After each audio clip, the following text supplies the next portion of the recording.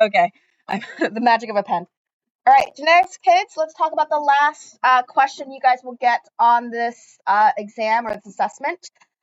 This is something that I like to call the big picture of genetics, which is looking at how the genetics plays when it comes to the bigger picture of the organism or in the environment. So this question is going to be based off of the genetic variation. What is genetic variation? And then linking it into the bigger picture of how does it help with the survival of a species. Remember, it's really important that we're talking about the survival of the species because, again, it's big picture. And when we're talking about things like evolution, it's not the individual that evolves, it's the species that evolves. So that's the thing we have to keep in mind when we're thinking about this question here. This is something that will obviously come up in level 2 bio because there's a whole genetic external again for level 2. It also continues on to level 3 with human evolution. So it's really important to kind of think about these things so we understand those topics. All right, so we're talking about penguins today. And there's something called avian malaria. So just like malaria that infects humans, it's a blood-borne parasite. It makes you really, really sick, and it means you can't transport oxygen around the body. In this case, this is the avian version, so this is the bird version. So birds can get sick too, animals can get sick too.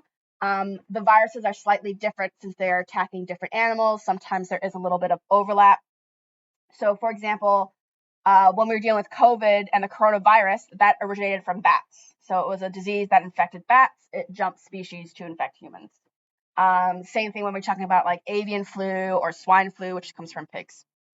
So this version here is a malaria one that infects the birds. We are talking about the yellow-eyed penguins, and this is a really bad disease that can actually lead to death. So the first question here is, I believe, an achieved-based question, just asking about defining genetic variation. So what do you guys remember about genetic variation? It's a variation in genes. Yep, you can use that. You can also talk about how it's a variation in the species. So the species look different. So even though all the penguins genetically are very similar, there's these slight differences. So humans are a really good population to look at because we are like 99.9% identical. And the reason why we're so identical is because we have to do the same sort of metabolism. We need to have organs that function the same way. We have the same sort of body chemistry, et cetera, et cetera.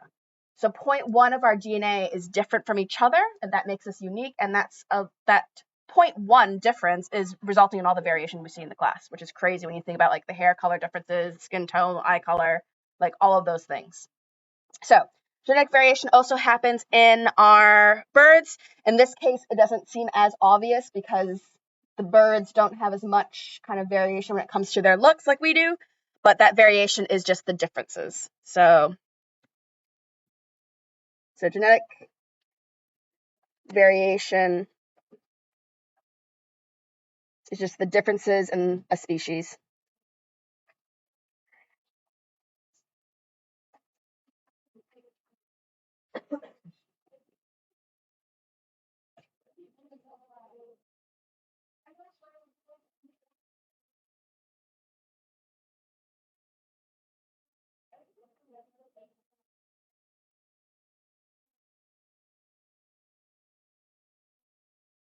And that's the result of our different DNA sequences. If you guys remember when we were talking about the difference between a gene and an allele, alleles are just different variations of the gene. The ATGC code has just changed. And so that kind of computer program that we have is just slightly different, allowing our species to have that slight small differences as well. Make sense? All right, next page. Yes. Yeah, just pop it on there. I'll sort it out. All right, so that's our first question. Our second question is a bit more complicated, and this is, again, the challenge that you're going to find with genetics is that they don't have as much scaffolding as the mechanics or the acids and bases external. It is really open-ended.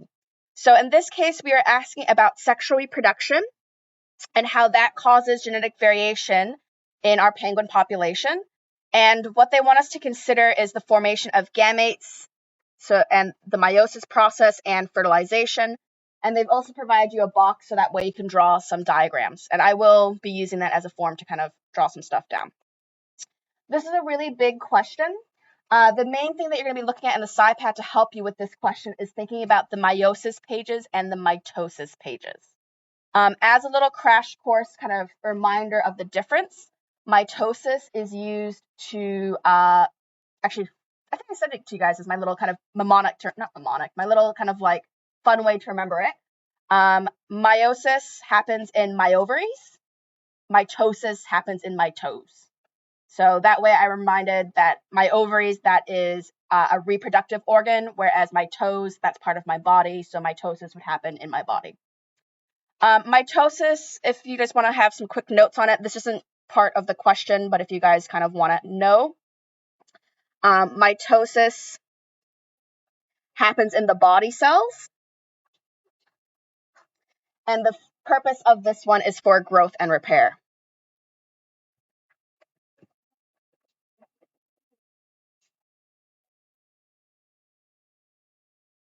So for example, if I cut my finger, it's going to be mitosis that's going to make the scab and make the new skin.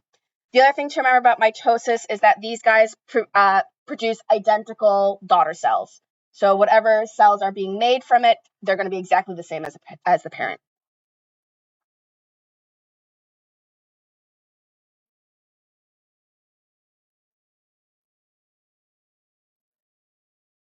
So basically what you're going to start with is one cell, and that one cell splits into two. And those two cells are exactly the same. Does it say daughter cells? Yeah, daughter cells. One cell splits into two. Trying to think what else you might need to know. One cell splits into two, identical. Oh, the other thing that's going to come up when you compare it against meiosis is that this has the same amount of DNA. So not only are they identical, but they have the same amount. So there's no loss of DNA.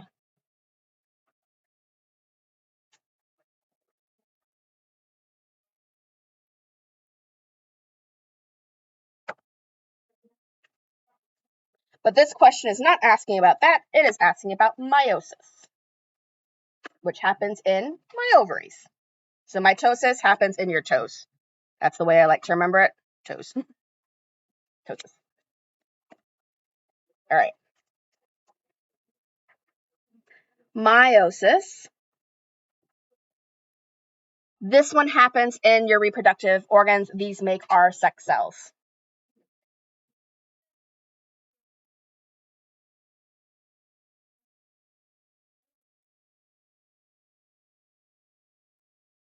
So these are our reproductive cells.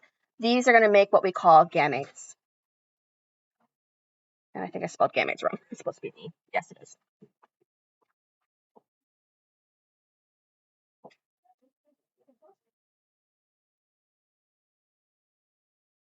You good so far? So reproductive cells, these make our gametes. Some things to remember about these guys is that these daughter cells are not identical to the parents, and they will not be identical to each other. So they're going to form unique daughter cells.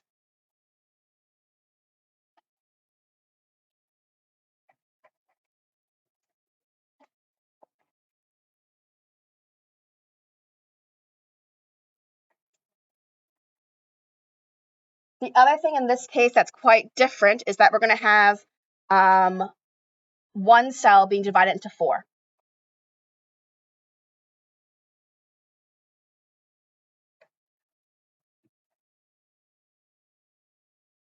And the other thing is with these four cells, these are going to have half the amount of DNA as the original.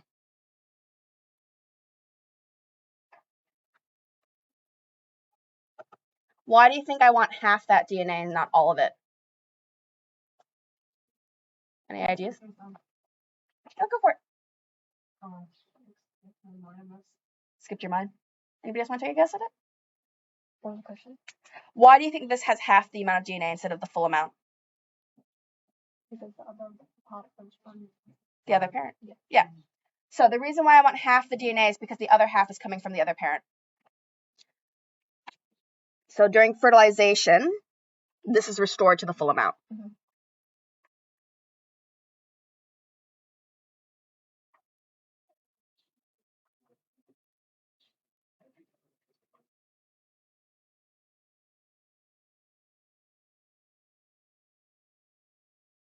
The fertilization will return it to our full amount. The other thing to keep in mind about these guys, oops, that's not what I wanted to do, is that the offspring in this case are going to be different because now we're getting a mixture of DNA from two parents. Actually, I should have it coming off there. Offspring created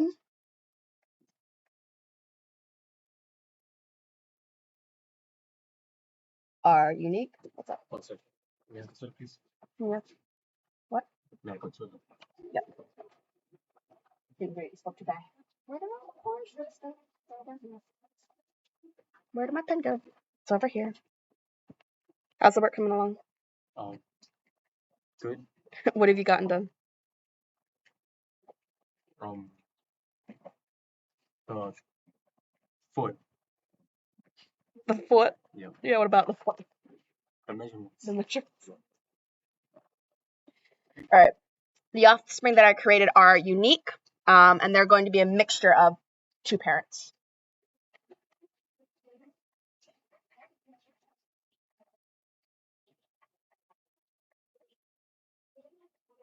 Now, just getting you guys to kind of think about what's happening with this meiosis process and the fertilization process. If two parents have multiple offspring, are those offspring going to be identical? No. So you're not exactly the same as your sibling. You're very similar to your siblings because you do share that DNA, but you don't share all of it. The DNA sequence is good. Yeah. And the DNA sequence, whatever you inherit, is different because of the meiosis process. So the steps in meiosis also help to produce those unique differences, and that's why all the daughter cells are different. And so depending on the combination of daughter cell and depending on the combination of egg and sperm you get your own kind of combination of DNA. Are we okay with that so far? Just double checking the checklist of this. Okay. So some things to also note in part of this process is that the fertilization process is random.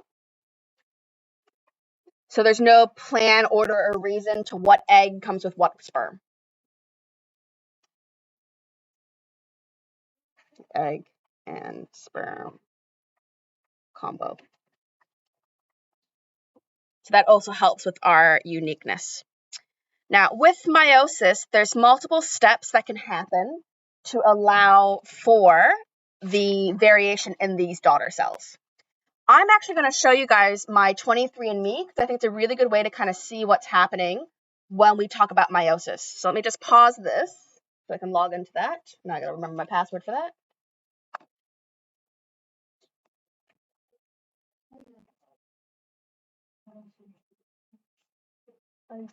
Now this works really well because I'm biracial and like I have an Asian mom and a white dad. Oh no, the internet's down again. That's annoying. I want to show you guys this. It's cool.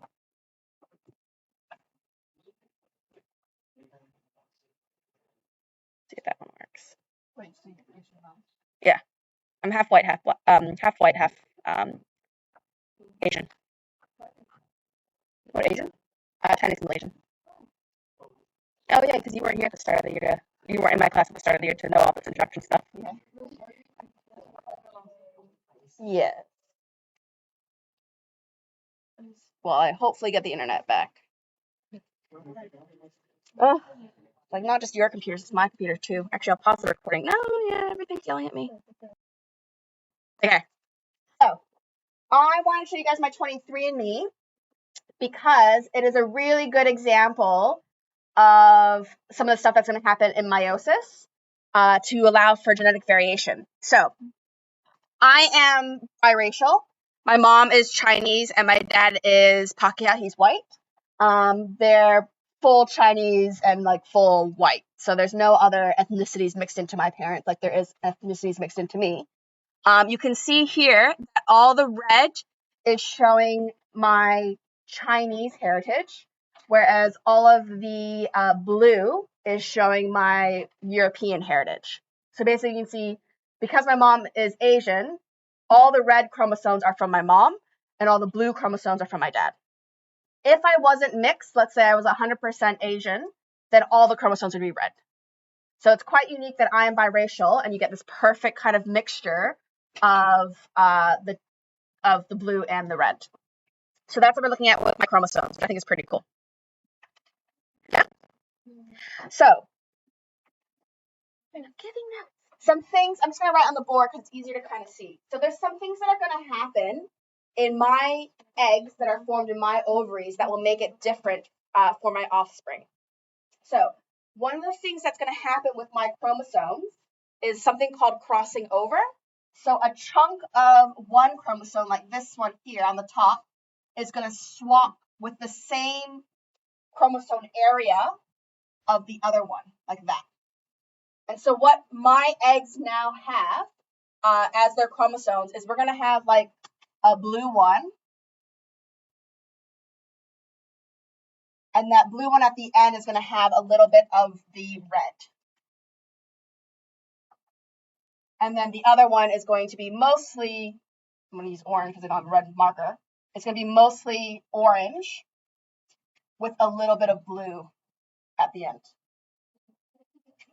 So that is one way that my offspring are going to get more genetic diversity than me because I've swapped around basically my mom and dad's chromosomes. So when they inherit it, they're going to inherit one of these two chromosomes from me, and they might inherit a chromosome that has mostly European features and a little bit of Asian features, or mostly Asian features and a little bit of European features. And then my spouse will provide his chromosomes, and his chromosomes are going to be blue because he's all European. And so our children would basically have mostly blue chromosomes with a little bit of red mixed in. So that's one way that the meiosis provides more genetic variation, is that they do things like crossing over. So that's a really kind of cool way to see it, I think. I'll write that down as one of our ways that meiosis provides more variation. So if we look at our notes here, they ask the question, how do we get more variation in meiosis? Well, first off, we get more variation from the crossing over.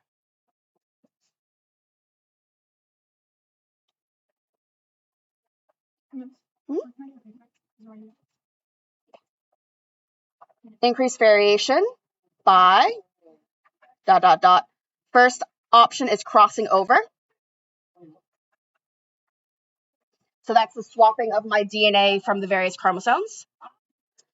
The other way that you're going to get some new variation that they talk about is,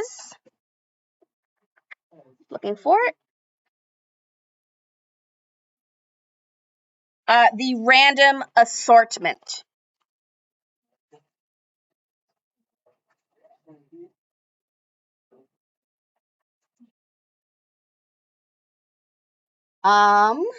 Actually, let me pull up an image to show you what random assortment looks like.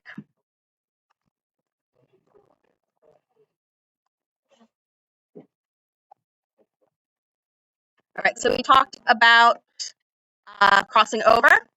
The other thing that happens in our sex cells when they're produced is this thing called random assortment. I'm trying to see if I can zoom up to that image without it moving over. There we go. All right, so in this iPad, there's lots of pages on there that explain each step of meiosis and mitosis. You don't need to memorize or explain each step, but it's good to kind of know what's going on so that way you know some of the genetic variation stuff. This is not going to be the focus in level 1, but it will be in the focus in level 2, so it's no harm in learning it. So I like how they use the red and blue again, because then we can look at it as my example. So with the chromosomes, they line up in the middle in their pairs, their homologous pairs. So for example, chromosome number 1. Now, depending on how they align, that's going to then influence then what combinations I get for my eggs. So in this case, all of the blue chromosomes, my dad's chromosomes, have aligned together, and all of my red chromosomes have aligned together as well. Then the cell splits once, and then it splits again to form my gametes with half the number of chromosomes. So in this case, the way this is randomly assorted, I have, blues together and reds together. This is not even showing crossing over. In reality, we're also going to have crossing over as well, and that's going to cause that variation down here. And this possibility number 2, we see that we haven't aligned all the blues together. We swapped around the blue and the red. And so when these guys go to separate, now I have a mixture of red and blue in my first step. And this one on the left, the big one is blue. On the right, the big one is red, and vice versa on the bottom. These then split up, and now I have different chromosome combination. So comparing these two together, I'm starting with the same DNA set because I only have one set of DNA. But depending on how my eggs organize these chromosomes, I'm going to get different combinations. On top of that, I'm going to have crossing over. So even though we're looking at it like this, in reality, I'm going to get some mixture, and there's going to be a little bit of blue on some of these chromosomes. There'll be a little bit of orange on some of the other ones. I should say red. So that's then going to happen. So basically, the idea is each one of my gametes are going to be different from each other. And each time it does meiosis, all the eggs are going to be slightly different. And same thing with the sperm as well. So that's how we're going to create that variation, which is really exciting. Just mindful of the time. That way we can move on. All right. So that was the first question there in a quick kind of abridged form. The second question that we're looking at is discuss how the genetic variation increases survival. I'm probably not going to write down the answers because I noticed we only have 2 minutes left. But when we're thinking about survival of the species, the more variation I have, the more likely, just while I put it on the binder, the more variation I have, the more differences I have in my population. And so if something goes to kill my population, not all of them are going to die. So if I have variation in my population when it comes to the immune system, some of these pangolins will have an immune system that will be able to fight malaria. Others will have an immune system that can't. The ones that can't will die out. The ones that can will survive to pass on their genes to the next generation. So the more variation we have, the better. An example of a species with very poor genetic variation is cheetahs. Cheetahs don't have a lot of variation, and so they are subject to a lot of extinction stuff. Anyway, that's the abridged version.